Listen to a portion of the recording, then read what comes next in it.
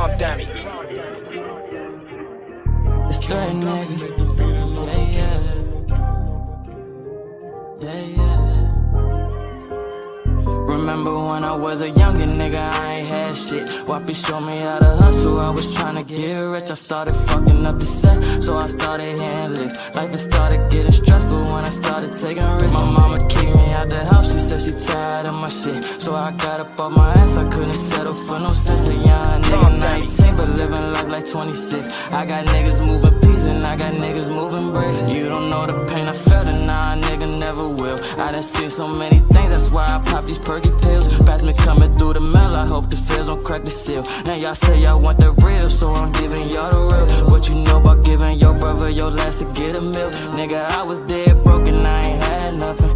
Niggas ain't wanna help me out, so I had to nothing to something. Niggas be on Twitter talking tough, but we know that they bluffing. Nigga, I was moving too fast, I started making all the wrong moves. Poppy took me in and told me, Brody, yeah, I got you. I'ma put you on and I'ma make sure that your pocket's straight. We all gonna eat and I'ma make sure that you got it. Remember when I was a youngin' nigga, I ain't had shit. Wappy showed me how to hustle, I was tryna get rich. I started fucking up the set, so I started handling. Life it started getting stressful when I started taking risks. My mama kicked me out the house, she said she tired of my shit. So I got up off my ass, I couldn't settle for no sense. A young nigga 19, but living life like 26. I got niggas moving peas and I got niggas moving bricks. All these niggas be capping when they rapping, I know they lying. I done put so much in this, can't nobody say I ain't trying. When it's time for beef, they hiding. Like why the fuck we can't find them? Poppin' tends to hide my problems. Only way know how to solve them. That little shit is dead to me. I put that shit up in a coffin. I've been smoking on biscotti. This good gas it got me coughing. Why the fuck these niggas hate me? I'm feeling like I'm Katie. Keep that 4-5 on my hip in case a nigga play me. And I made a promise to my grandma I'ma make it home safely. Lord, please save me.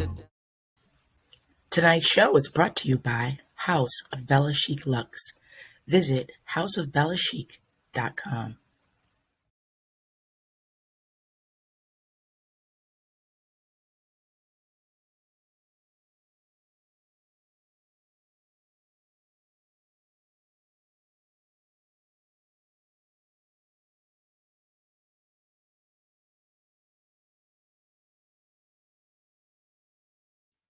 Good evening, family. This is the No Cap Sports Show podcast, where sports and convos collide. I am your moderator, Ebony Lofton, and we have a wonderful show planned for this evening. Hope everybody had a wonderful holiday.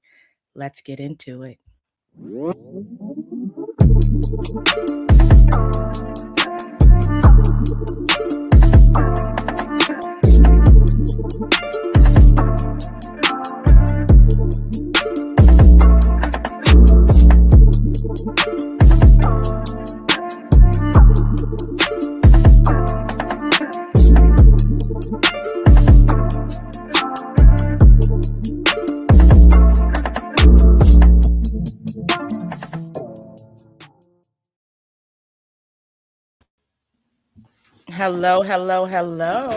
Hello, fellas. What's going on? What's good? What's poppin'? How are you? I'm Hey doing man, great. I'm happy to be here. How about you? I'm good. Did you guys miss me? I missed last show, and then we had a vacation, a little Not holiday. Not at all. Not just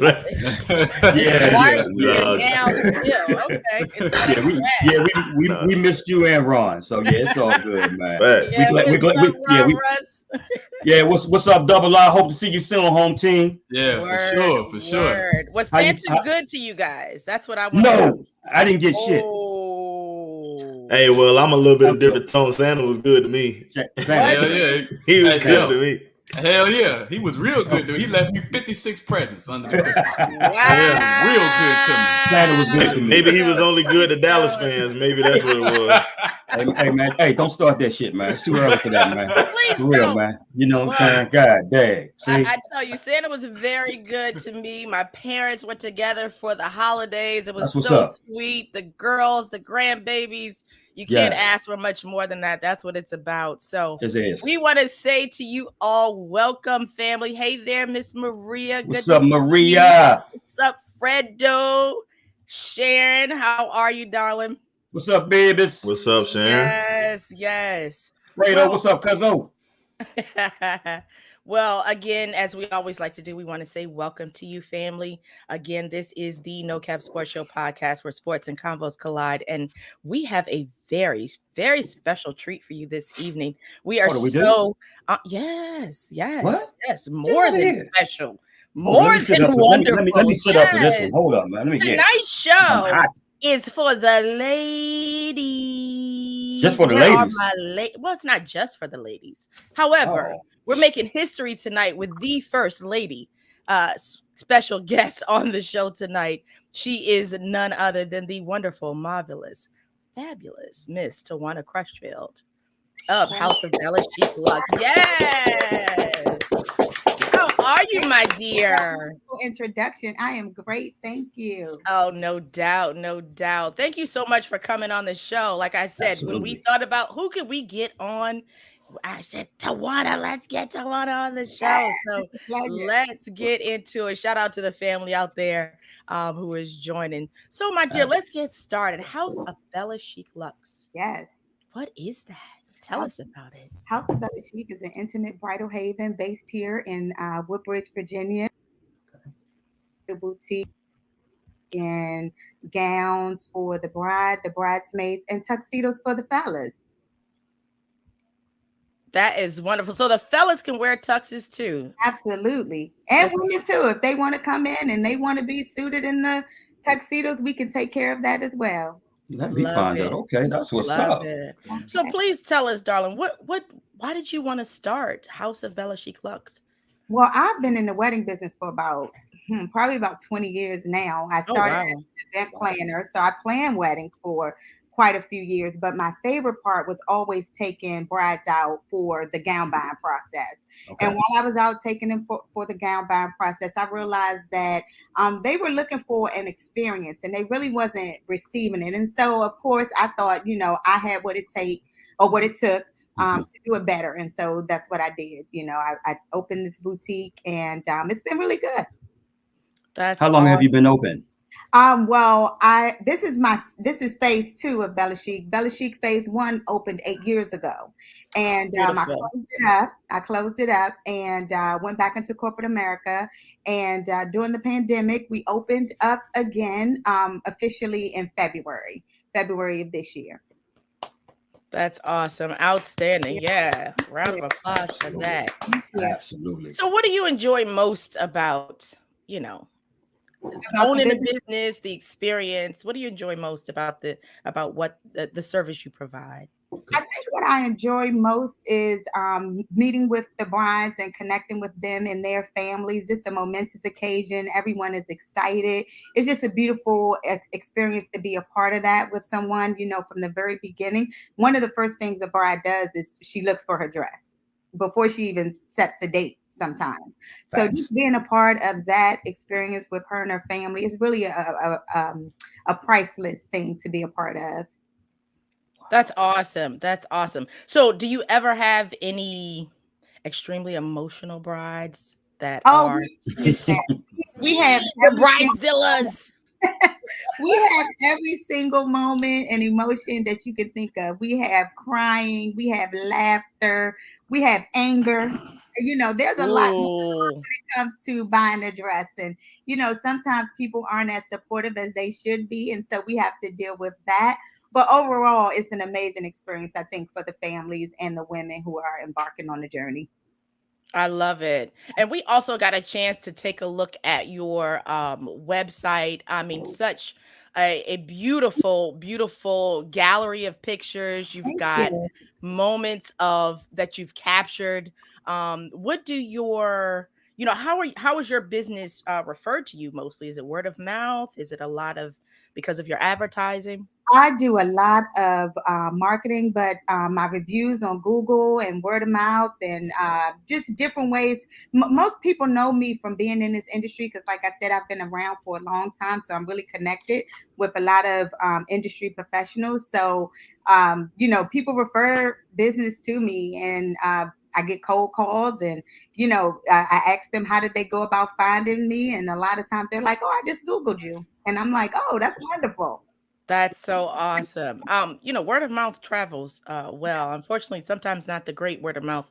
That travels faster. So if you can get people to come and patronize your business because of the service they receive, that's got to be a great feeling. It What is. It is. what do you find is the most difficult part of balancing like home life and family Good with question. running an actual bridal boutique? Wow. Well, I am married. I have two small children. One is in elementary school, one is in middle school, and it's a balance. And I say, it's just one of those things where women, we do it all. Yes, we do. Yes, we do it all. We're a jack of all trades, and so it's just finding that balance. I try to book my appointments outside of my children's schedule. My daughter is a dancer, and my son plays piano, so I try to make sure that I That's awesome. right, exactly. Just balance everything with the business. When they're sleeping, I'm doing business. When they're at school, I'm doing business. So just trying to find a way to make sure that I'm covering all my bases and then concentrating on the business, because the business is 24/7. Always. People Right. think when I own my own business, my time is mine. Yes, the time is yours, but that business gets a big chunk of it. Yes, it does. Yes, it does. So what would you say is to anybody out there who is thinking about starting a business, maybe you're thinking about starting a podcast. Yeah. Maybe you're thinking about starting a bridal boutique, or maybe you're thinking about starting, I don't know, a bakery or something. What would you say is the hardest part about running a business? I'm going to say the hardest part is just doing it. Mm, Making a decision to just do it and looking for the perfect time to do it. There's never going to be the perfect time. So my advice is to dive in head first. I mean, of course, do your research and, make sure that you're right. prepared. But there's always going to be something that's going to come up where you have to think quick on your feet. You may not have all the answers, but you're going to have to go to God in prayer, and Mm. everything is going to work itself. It is. My best advice is to just go for it. Go for That's it. awesome. That's awesome. I love that. That is very important. So my last question for you tonight, but before asking like how everybody can find you and how our viewers and anybody out there who need your services can find you, what do you kind of find the most rewarding from the experience? What keeps you going? Like do you go to the weddings themselves, or do you just kind of Sometimes I have the opportunity to go to the weddings because my husband is a photographer, and like I said, I have been in the awesome husband? All right. Family business. Yes. it's a family affair, and so I have the opportunity at some points to go to the weddings. But I'm also a bridal stylist, so I'll show up on the day of your wedding and dress you in the gown that you purchased from me or from someone No. else. And so a lot of times I do get to be a part of that. And so what I find most rewarding about being in this business is that I just absolutely love it. I love I source all of my gowns myself, and Wow. a fun adventure for me. I love buying, and then I love selling. So selling and buying and just getting to know people, and is the most rewarding part of the business for me. And then just owning something that's mine. I just That's really love it. that as well. That's it. It's such a big day for brides. It's such a big day for families. Mhm. Where can folks find you? Where can they reach I you? am on every Facebook under House of Bella Chic. I'm on Instagram under House of Bella Chic Bridal, and I'm on Twitter under Bella Chic House. So you can find me pretty much everywhere. That's Bad, awesome. That's awesome. bad, Well, bad, bad.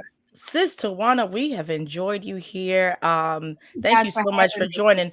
Do we have something for her? No, no, Cousin? you know what? We Uh-oh. are, Uh-oh. Not yeah, so fast. we're the No Cat Sports Show podcast with sports and combos collide. We're not gonna let you off the hook that daggone easy. You Mm-mm. know what I'm saying? Mm-mm. I'm We're ready. not gonna do that. So, yeah, I'm going to, like I said, before you depart, you know what I'm saying? Before you depart, I got to ask you a couple of rapid fire questions. Okay, Okay. you ready? Go. Are you ready for it? I'm ready. Cowboys of Washington. I gotta go with the WFT. Okay. Word. Okay. All right. Okay. Word. Okay. Cool. Sorry, It's okay. Town of Del Rey. Del Rey all day. Uh-oh. Delray all day. First Street.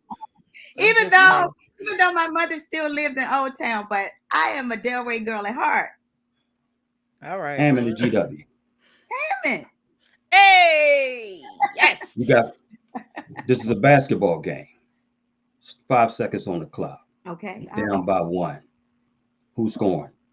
LeBron, Michael Jordan, AI, Kobe, etc. You choose. I'm going with MJ. Okay. Hey. Y'all upset? Y'all upset over there? Look like y'all getting in your feelings over there. Nah. Okay, Hey. okay. I just want to make sure. We got LBJ fans over here. Okay, last question. Last question. I'm gonna let you go, hon. Oh. All right.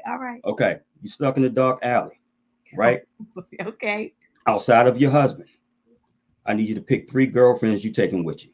Oh, I'm stuck in the dark alley. You stuck in the dark alley. What have you? You know what I'm saying? Okay. Right. I need you to give me 3.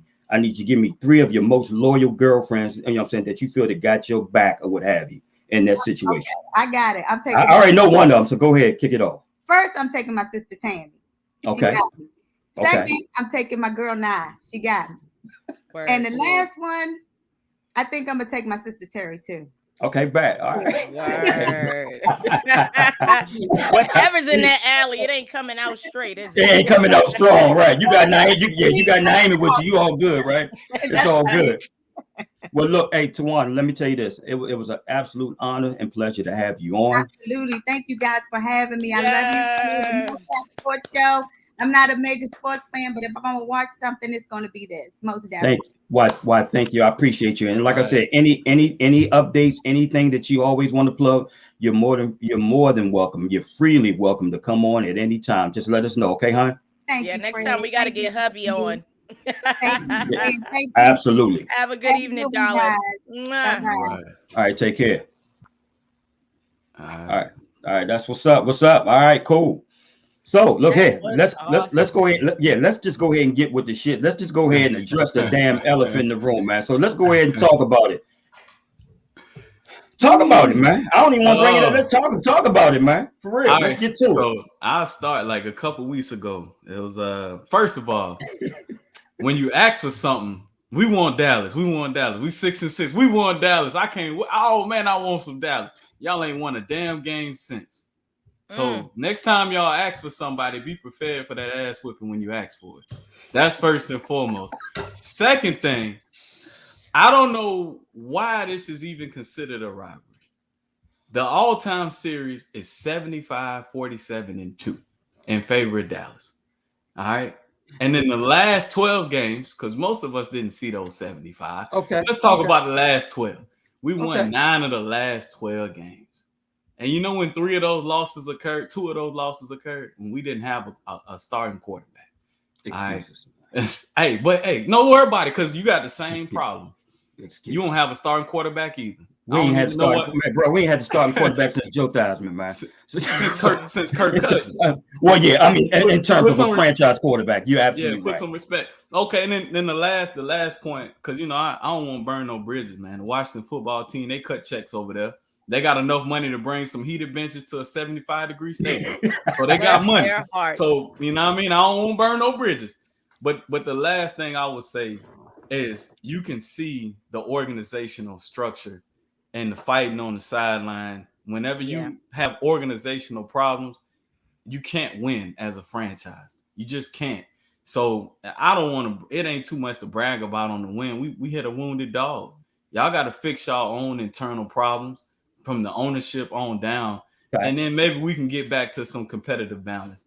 But at this point right now, y'all not in anybody lead because y'all own organization is in disarray. So that's just my thoughts on the game. I want to get to Mo touched on just about everything, but I saw a post you put up on Facebook the other night about how it was what you say you called the police or something like that, and I saw like some fans. I'm assuming they from y'all area, so I saw can't remember the name, but it was like 2 particular fans I saw that said Dallas fans act like we didn't just sweep them last year, and that shit don't mean a damn thing. And another guy was like, how soon do they forget? They want to minimize when we do it, and then the the same guy commented back,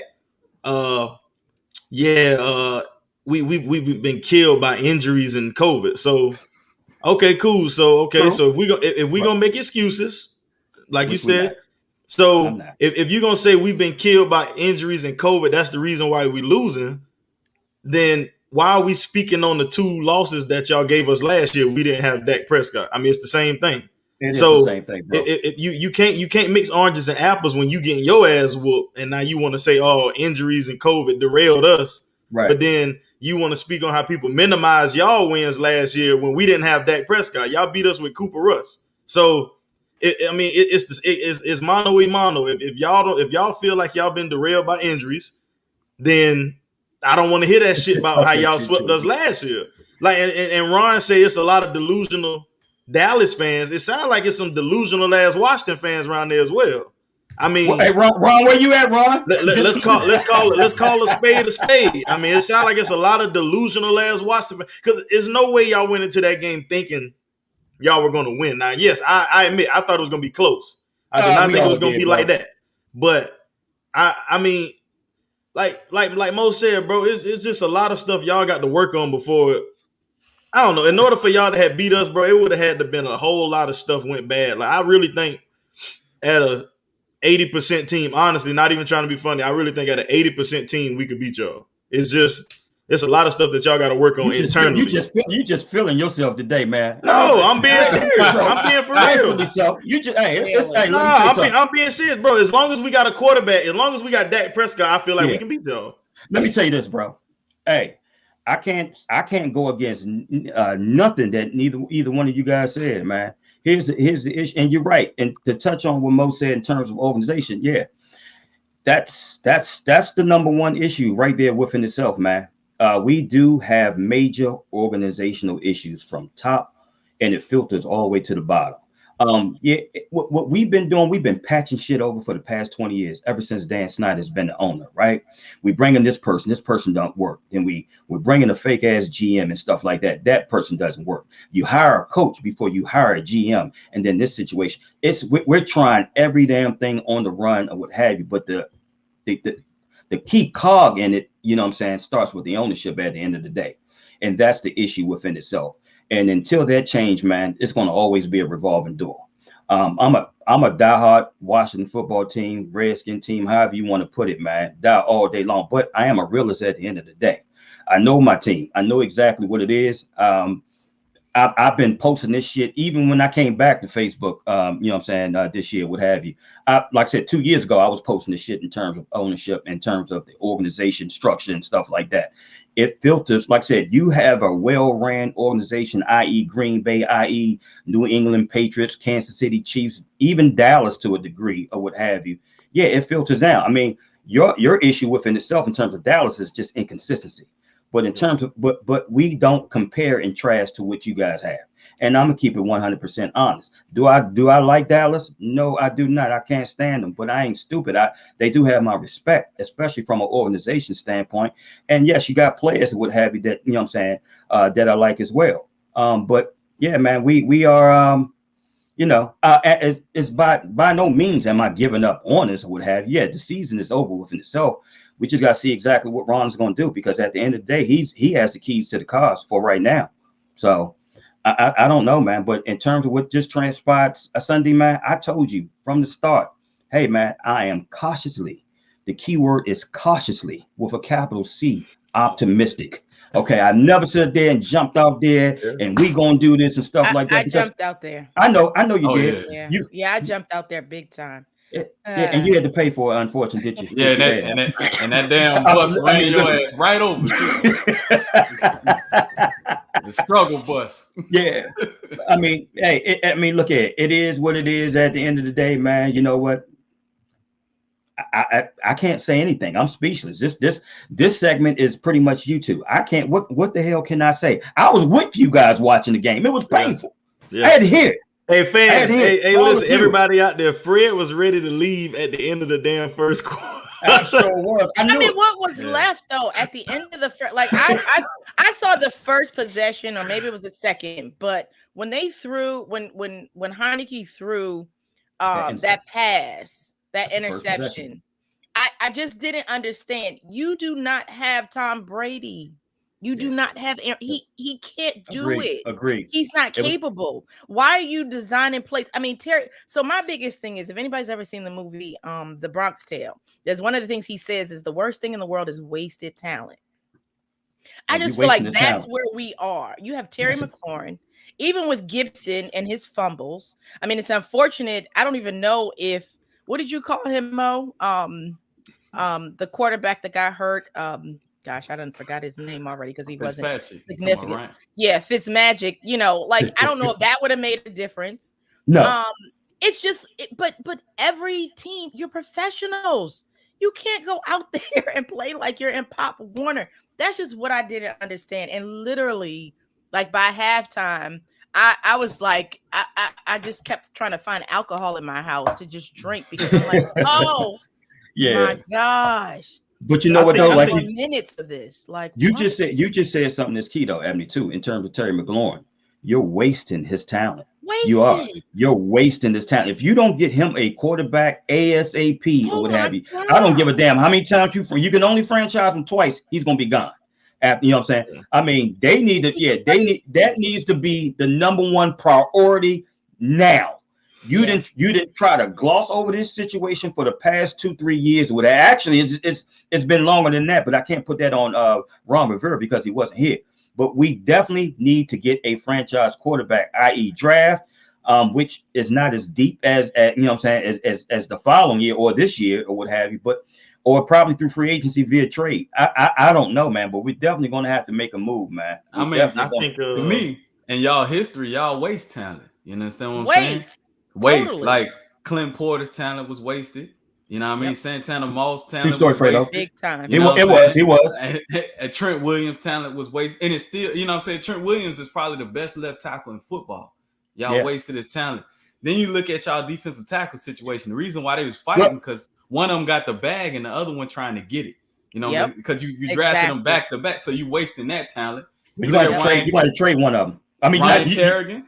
Here's the other one. You wasted that talent. Well, here's the thing, Mo. Even Orakpo, in my opinion. Yeah, Rakpo, No, come on. They could, but at the time, one move, man. Yeah, but with the talent that they had at the time, though, with the right coaching and the right play scheme. Here's my point, guys. It's not about the talent, right? What we lack is foresight, right? And what I mean by that is this. Okay, you just signed Jonathan Allen to an extension. Well deserved, I give you that. Now you got Payne coming up next year or the year after next, or what have you.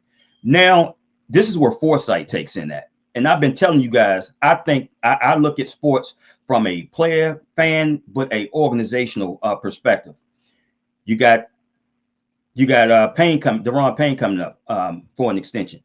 What are you going to do? You can't sign 2 damn tackles to mega deals, what have you. So this summer, I'm looking for you to possibly trade Deron Payne. Do I like it? No, I don't. But that's what you're going to have to do. You got to ask yourself, are you going to sign Montez Sweat to an extension because he's up, right? You can't have Chase Young and you can't sign 2 bookend defensive ends or what have you to mega deals. It's going to have to be one or the other. Then you definitely have to sign Terry McLaurin. That has to be priority number 1B. 1A is get a quarterback. 1B is to sign Terry McLaurin to an extension. I'm sorry, Jay. Well, go ahead, bro. My bad. No, you good. I think after that first game with McLaurin not having any catches, I think they tried to come out and make a statement, and that's not the way you come out and make a statement. You don't just come out and throw right at the leading interceptor. Like, I mean, the man got 11 picks, 10 picks, and then you throw at him. Now he got 11. Like 11. You just don't throw right at him the first play. Like, Nah, you don't. That's not how you come out and make a statement, bro. Because you see what statement it made. Yeah, that's not what you do. Yeah, you throw the ball to the outside. You don't throw the ball to the inside. Let me tell you something. Do you know? Look here, Trayvon Diggs. He's a hometown guy here all day, every day. Him and like I said, him and Steph. Rest in peace, Aaron. It's all good. We got mad love for both of them. Here's the thing, though. Look here, teams ain't shying away from Trayvon. You can go at Trayvon. We just don't have no fucking quarterback to throw the damn, you know what I'm saying, to get the ball to Terry McLaurin. I heard somebody say this the other day, like, man, Trayvon shut McLaurin that. No, he didn't. We don't have nobody. I might as well just put you in there, Jay Will, at quarterback. You probably can get the ball to damn McLaurin better than the quarterbacks that we have. It's not a shutdown. That first play, okay, Val, if you want to go after him, go after him. But guess what? Not with Heineke. Heineke can't even throw the ball past the 25-yard line. Everything he does is he floats everything. There's nothing, I don't know. But what I'm saying, even if you throw it at the outside shoulder, bro, you're on. First of all, you're the big time underdog. You're the big time underdog. He had him beat again. You're the big time underdog. You're on the road at that. You're throwing right at the cornerback who lead the league in picks, Fred. I don't give a damn what quarterback you got. If Trayvon Diggs, don't do it. If Trayvon Diggs, even if you don't get that pick, bro, if you throw at him the first play of the game, I mean, literally, you throw a deep ball at him. If he even swats that shit, the crowd is going crazy. You don't give the team momentum. You don't give the other team. You do not give the favorite at home the momentum out the gate. That's not how you do it. Exactly. Like even if it was Aaron Rodgers, Fred, you're not just throwing straight at the guy who lead the league in picks. That's not Aaron Rodgers going to tell that coach. Bro. Aaron Rodgers is going to say, "Are you like, bro? Hell no!" Because you think Devontae Adams ain't going after they're going to Trayvon Diggs, Fred, you're speaking right now. I'm speaking if Devontae Adams and Aaron Rodgers were the big underdogs. No, they were not. That's not how you go at somebody. I don't give a damn what quarterback you got. Hey, we look at it from two different lenses, bro. Yeah, and that's a bad looking the way you doing it because that's not how you do it. I don't give a damn if you had. Why not? Bro, because Fred, you do not give the favorite on. You're on the road for one. Like I just said, what? You're the bro. You don't. So what? So what you telling me is you're gonna take a 50-50 play to start the game and give the home team the momentum, and you already the better team. Okay, what did I tell you, bro? When I was there, I said, let me tell you something. I said, why the fuck did we do a go route at anything? If you want to attack Trayvon, you get Trayvon. You know what I'm saying, on a double move or something like that. That's what you do. And then not on that, when he threw it on the go route, he threw it on the inside instead of the outside. That was the only issue that I had as well. But in terms of going at, who the hell is Trayvon? Trayvon is having a good year, but y'all act like he damn Revis Allen or something like that. No, that's not how we acting. But what I'm telling you is, Fred, it's not that you're running from him, bro. You don't throw at him the first play of the game. Any play on the ball he makes is going to give Dallas the momentum. I don't give a damn if he tips it into the stands. Okay, Dallas is going to, bro, because you know what Trayvon going to say? These motherfuckers going to throw at me the first play of the game. And now I don't break it up. Okay, so now I'm really locked in because they got this thing on Instagram called Sounds from the Sidelines. Right. Trayvon, after that first possession, when he caught the pick, he looked into the camera and said, "They just pissed me the fuck off. You don't throw at me the first play of the game. Like, come on, bro. Any play he make on that ball." That's why, Maurice, you saw. Remember when I looked at him, we was like, "Yo, he looked locked in, bro." He said, "They really gonna throw at me the first play." He said, "Even if I would have tipped that ball, I'm on McLaurin's ass now." Like, bro, and look, and you can't blame everything on. I don't blame everything on Taylor Heineke, bro, because McLaurin got to do a better job of getting open. Trayvon was on his ass. I don't know what you was watching. It was Trayvon on the inside. We watched the same game. Trayvon was on his ass. He threw that joint on the inside instead of the outside. You dwelling on that one pass. I'm talking all them other throws that Terry McLaurin was targeted. Trayvon was right there every time. Hey, you got pull up. If you want to blame it on the quarterback, then McLaurin need to do his job and get open.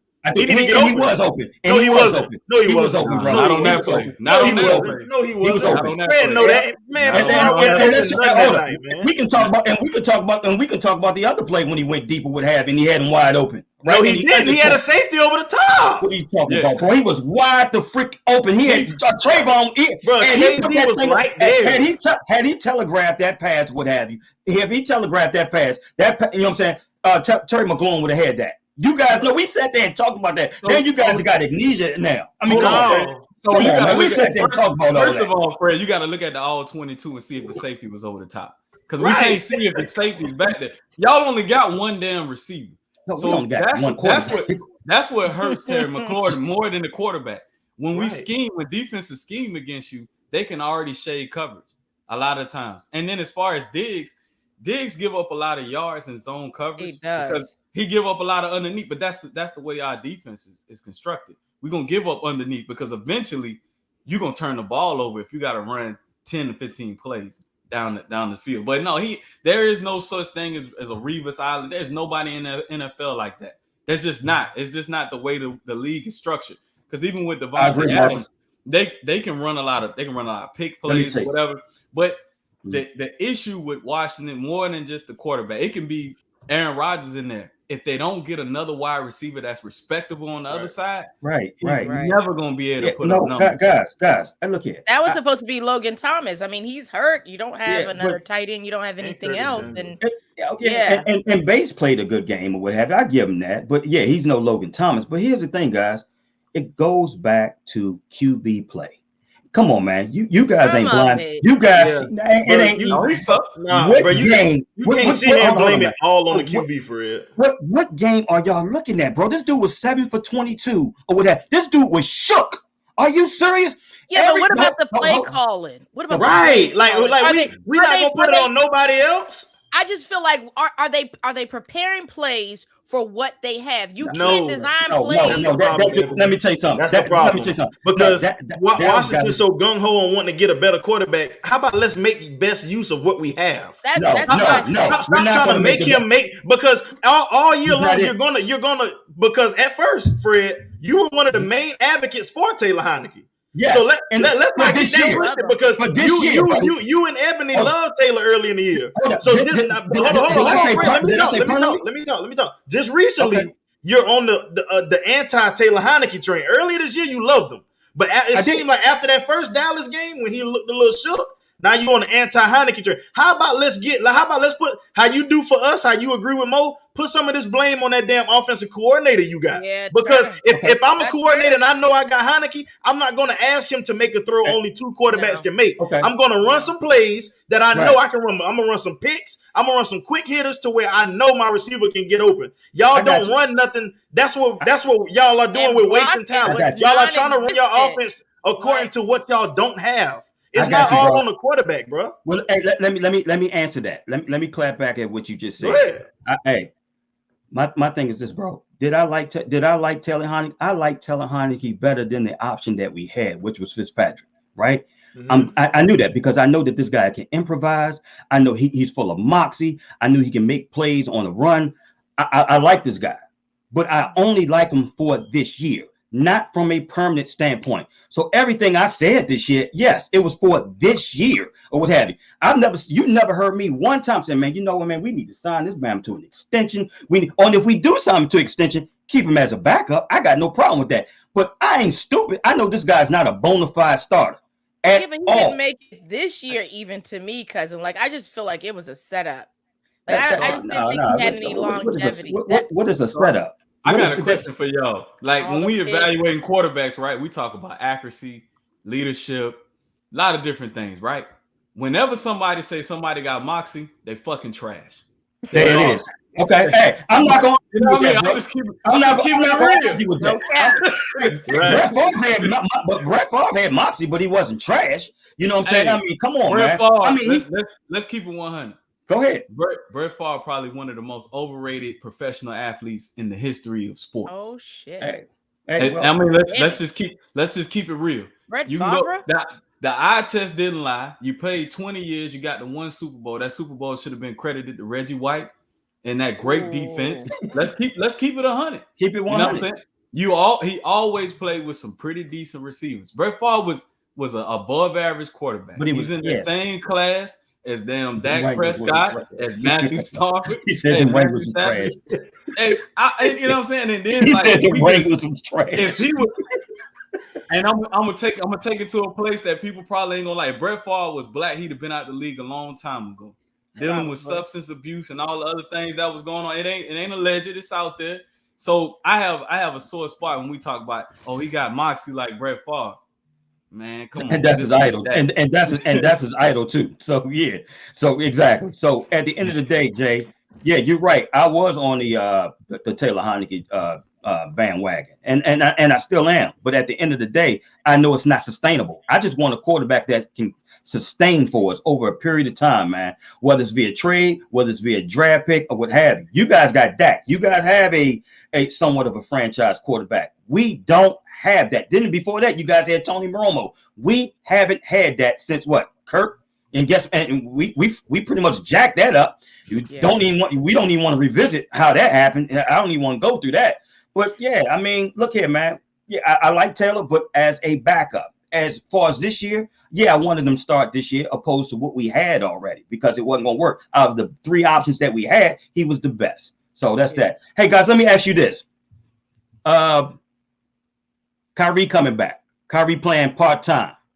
What are your thoughts about that, man? There's a lot of people, i.e. Stephen A. Smith, that was just going on down rampage after rampage after rampage or what have you last week in terms of his availability for the playing away games and stuff like that. What do you guys think about that? We touched on that earlier this year. What are your thoughts now that he's back? Me personally, I'm not a Brooklyn Nets fan, so I preference it like that. If I was his teammate, I wouldn't like that shit. I mean, I'm out here grinding every day. I'm playing all the games.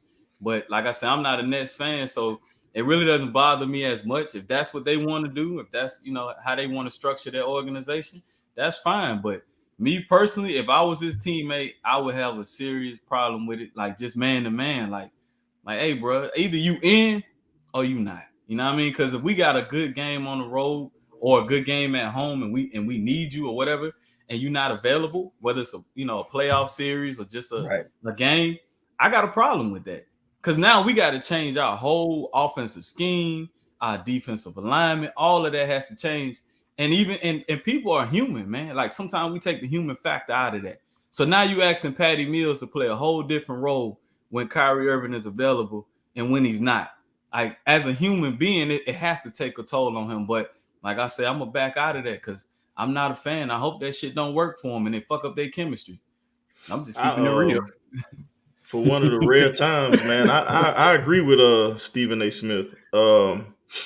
Like he said, if you got a job, bro, your job is to come to work. Like you can't go in the regular world and say, hey, I'm gonna only work on every Tuesday once a month. Like that's bullshit. Like we hired you, we need you to work your schedule. So in that case, like he said, KD come to work every day. LeBron come to work. Westbrook come to work. Like these guys do what they have to do when they sign these contracts to help their team. Now, whether they mess up or not on the court, but they're there, they're practicing, they're working out, they're playing. Like what makes you so different to where you feel like you could just play damn part-time? Like I ain't never heard of a damn part-time NBA player. Like that's bullshit. Like what is that? You know what I'm saying? Like Stephen A. Smith and like I said, for one of the few times I agree with him, every year Kyrie finds something to take some games off, bro. Like with the riot and at the World Capitol, like he said, what did that have to do with you playing basketball games? Like you took games off because they was rioting at the World Cap. Like I'm like, bro, like for once, I really agree with Stephen A. Smith, and I wish Ron was on here because he hates Stephen A. and Kyrie is his guy. I really want to hear what Ron has to say, but bro, I agree with Stephen A. Smith. Like bro, like you signed a contract, you want all these guys to come here, and now you don't want to show up for work.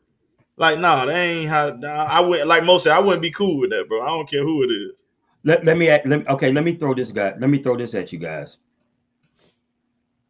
Yes, we know we've known Kyrie in terms of excuses and stuff like that, this and that and this and that, what have you, in the past, and taking time off, mental health issues, etc. Whatever the issue may be at that time, whatever. But let me throw this at you. With I guess Brooklyn had like 8 or 9 guys on the COVID list, and they had to go on the COVID protocol list the other day, which they had to actual postpone games or what have you, and postpone games due to that. So do you blame Brooklyn in terms of, okay, should they have let this, should they have never closed the chapter on Kyrie Irving in the beginning of the season? Should they just, went on ahead and let this ride or what have you, and then made a decision from there? Or do you guys blame Brooklyn in terms of going back on that word? But yes, you gotta ask yourself at the end of the day, is this a legitimate excuse? Being as though it's COVID concerns and stuff like that and protocol issues. So what do you do in situations like that when you when you're down 6 players and stuff? You stick to your guns. Because like Johnny Emerson said, it's bullshit superstar treatment. Right. Because if it was somebody like DeAndre Bembry, they would have made his ass sit out all year. They would have just signed a bunch of 10-day contracts. But because it's Kyrie Irving, you're number one in the East, so you're showing that you don't really need him to win games. You're winning games. I get it. You getting hit with COVID. Everybody getting hit with COVID. I wouldn't have went back on my word. Like Kyrie, and Kyrie even admitted he knew the punishment that was going to come with it. Was he prepared to sit out this long? He said no, but he knew the type. So okay, like you understand where we coming from. So we gonna stick to our guns. Like we not gonna give in just because that's sending a bad message to anybody else. Like even if it's not a bench player, let's just say if it was a Patty Mills, like somebody that's still important to the team's success. Like they wouldn't have let him be no part-time player. Like I think it's bullshit. I ain't even gonna lie to you. I think it's bullshit. I definitely agree, man. It's definitely chemistry concerns that I have, especially like you said, when you propose it, like, hey, okay, well, you got your regular rotation, but when you're on the road, how are you going to implement? How are you going to implement Kyrie? You know what I'm saying? Is he starting? Is he coming off the bench? Is that going to mess up? I don't see it messing up Patty Mills, man. He's just been on goddamn fire. Is that going to mess up Memory? Is that going to mess up? Who is going to mess up? I don't know. So, but you're right. That could be an issue. That could be an issue, but that's something that they'll fix. I strongly believe that, man. Hey, let me ask you guys this: we got Alabama, Cincinnati on Friday, man, and we got Georgia, and Michigan. Man, what are your thoughts, guys? But before I give you my thoughts on that, don't forget to subscribe on our YouTube channel and turn on the notifications. We need that. Right. If you love us, go ahead and hit that notification thing. Right. Hit that. Yeah, that's right. That's right. Share, like, and subscribe. Like, and subscribe, guys. Definitely appreciate that. Good looking out, Mo, on that one. Yeah. So what do you? So for me, like with Alabama and Cincinnati, you can call me whatever. Cincinnati just gonna have to show me. You know, I don't believe they have a chance in hell against Alabama. Now I do believe that Michigan Georgia game is gonna be interesting. For one, I don't know what Georgia's mental state is going to be. You know what I'm saying? You were riding high in that Alabama game. I know you thought you had a chance. I don't know how they recover. Coaching staff, players, because Michigan is for real. Like them guys is not playing. They play a brand of football that's old school. They used to be in the Big East, but old school Big East type of football. You know what I'm saying? They're outdoors. They run at you. They hit you in the mouth on defense, and they have stars to match Georgia's stars. So I believe that Michigan is not going to pull an upset because they're ranked higher. I believe they're going to beat Georgia. So I have Michigan and Alabama playing each other for the national championship. Ooh. I got Alabama steamrolling Cincinnati. I think I mean the whole America would be surprised if Cincinnati wins that game. I think Alabama kicked Cincinnati ass, but the Georgia Michigan game, I agree that Michigan is a tough team and they run right at you, but Georgia is not one of them teams you could just run at. Like Alabama exposed how you got to beat Georgia. I'm gonna tell you right now, trying to run that ball straight up the middle at them is not gonna work. Like now, I will say I'm not gonna say it's not gonna work. It could work because that's what Michigan is strong at. But I'm gonna tell you right now, Michigan run game don't get going, that game is gonna get ugly. That's the only way that game stays close so they win. Is if that running game gets going because they have a very, very, very effective run game. But Georgia defense is constructed to stop the run. Like they have some like if you're going to sit there and run the ball, you're going to allow Jordan Davis to stay in the game the whole game. Alabama took him out the game because they was up and down the field so fast, airing it out. And if you can get him out the game, you got the upper hand on Georgia because nobody's ever done that. So if Michigan's going to come in and run at them, you're going to allow Jordan Davis to impose his will in that game, and you're going to play right into the hands of Georgia. And I don't think that's going to win you that game, honestly. And I don't think they have the talent to sit there and air it out like Bama did. So it's going to be interesting because if it's one team that could get the run game going on them is Michigan, but if it's one team that's going to stop that run game, it's going to be Georgia. And you know what, I got Georgia and Bama in the championship. You got Georgia and Bama back. Okay, yeah, they're going to run it back. Yeah. You know what, man? Michigan's strength is what? Running the ball, right? Running the ball. What is Georgia's strength? Run defense. Run defense. Hold on, let me ask y'all a question. Go ahead, bro. What's the best running team that Georgia played all year? Now, really think about that for a second. The best running team? The best running team. Have they actually faced the type of competition that runs the ball like that. Because a lot of times we get hyped up with certain teams, right? It happens you said that too, bro. Right? It happens every year with Oklahoma. Oh, they do this and they do that. But have they played a team that actually counters their strengths? When you sit back and you look at Georgia's schedule, I would beg to say they have not played a team that came in there and say we was going to run the ball and stop us.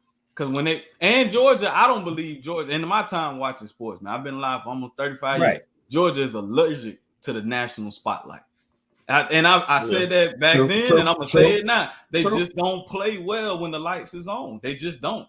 So, like I said, y'all let me know what team did Georgia play.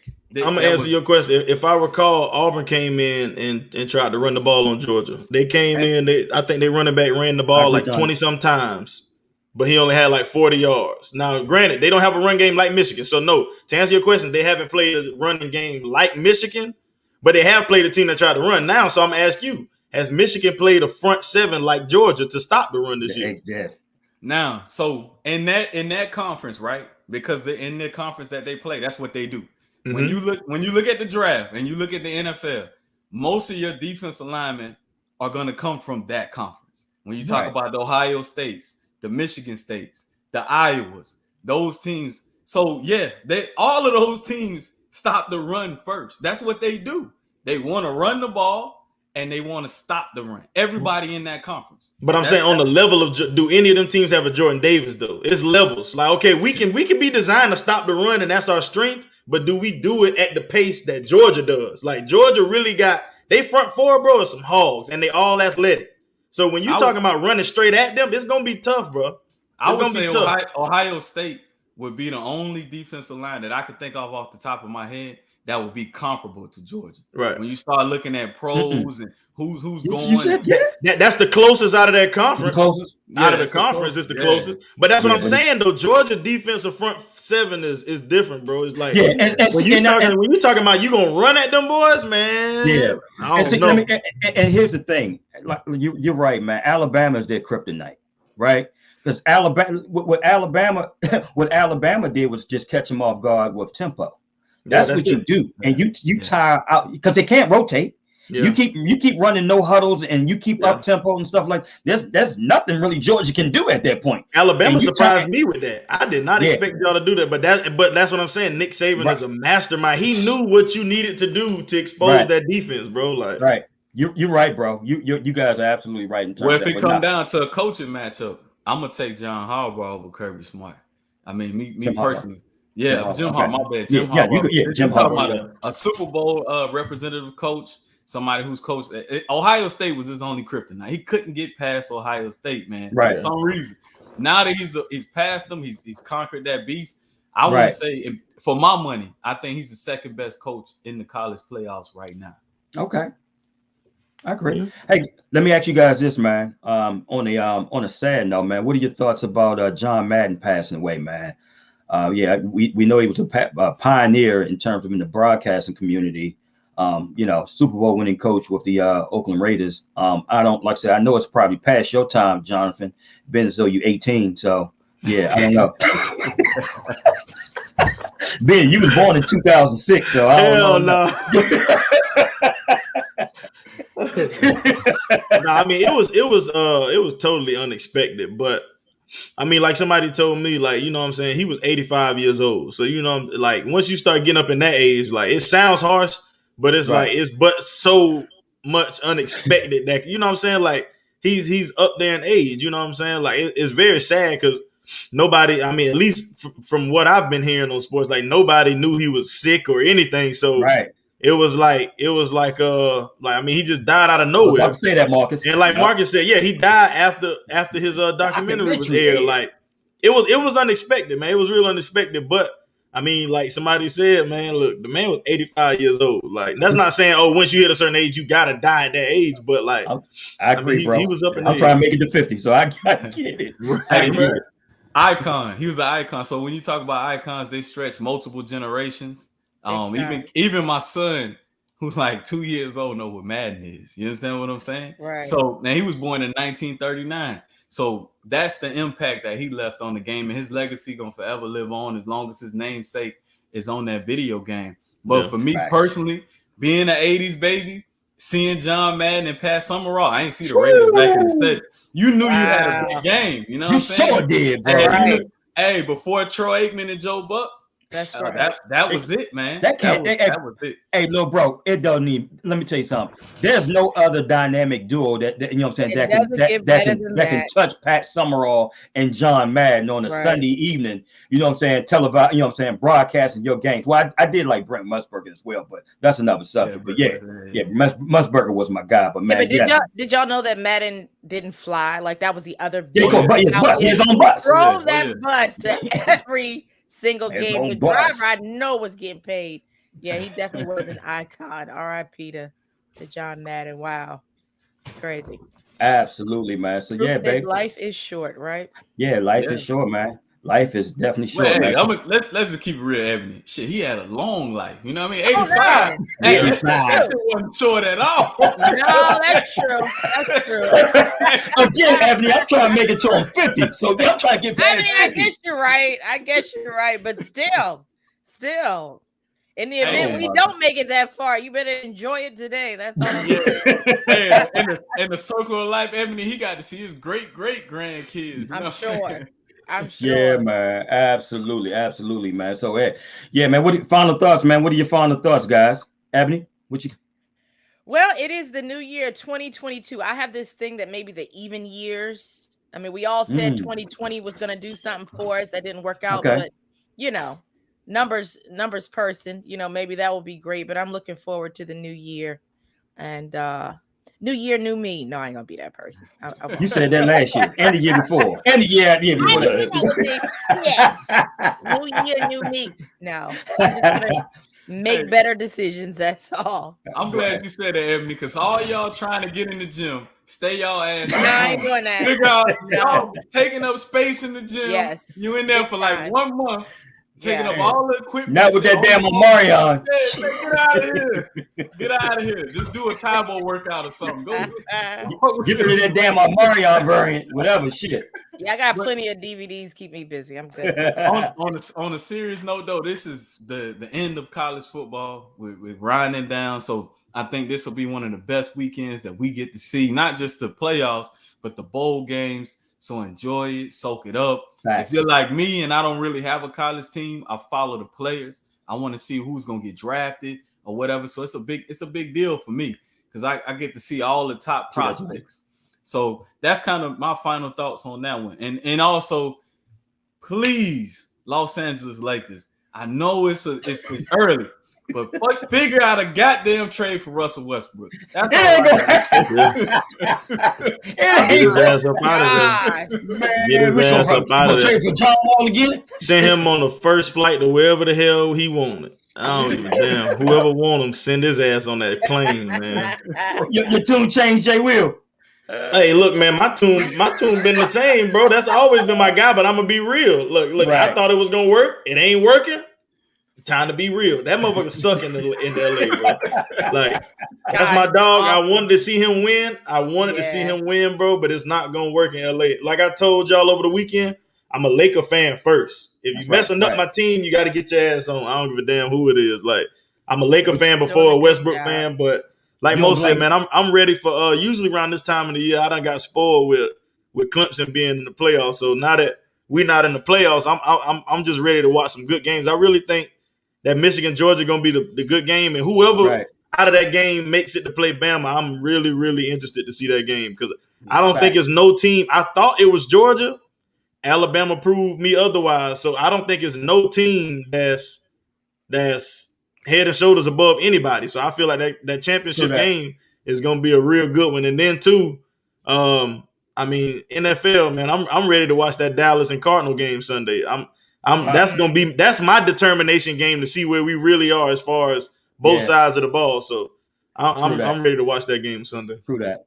Well, hey guys, look here. I agree with everything that each and every one of you said, man, in terms of final thoughts and looking forward to. I'm looking forward to the college football championship playoffs Friday. I'm looking for NFL, NBA, all that action-packed stuff. But you know what I'm really looking for, guys? I'm looking forward to next week's show. because we got, with this brand new platform that they don't even know about yet, and all this other, you know what I'm saying? They don't even hear. I'm looking forward to this brand new platform that we're gonna roll out in 2022, man.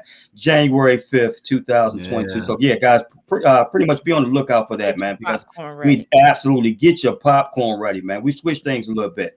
We always sports all day, every day, what have you, but we're gonna add a little more flavor to it going forward and stuff like that. We definitely appreciate all of you guys for rocking with us for the past 3-4 months, man. We really love you, man. We appreciate you. We're grateful. We're thankful, man. And like I said, it's definitely going to be more to come. Family. Absolutely. So look forward to a serious another action-packed show or what have you next week. And we're going to keep this thing rolling. Other than that, good night. God bless. Hey, like Johnny say, free Ben Simmons. Free Ben Simmons. Good night. Free Ben Simmons, man. Free Ben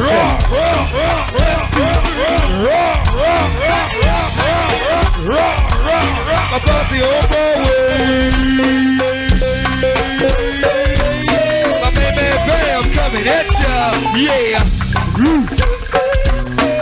SC Bird coming at ya. Yeah.